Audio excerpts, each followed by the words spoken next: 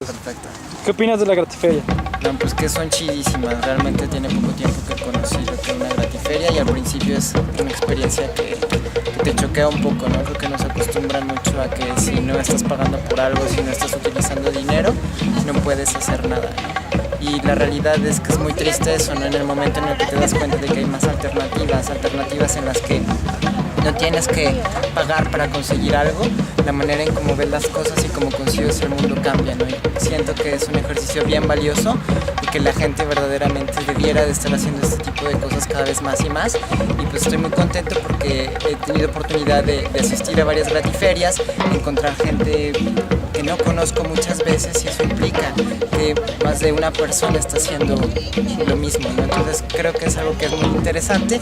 Finalmente se crean redes y nos encontramos en diferentes sitios y pues adelante, ¿no? Con esto. La Gratiferia es el primer sábado de cada mes en el Jardín Pushkin de 1 a 5. El Jardín Pushkin está en el final de Álvaro Obregón entre Cuauhtémoc y Morelia. Ahí te esperamos. Sí, te esperamos. Chao.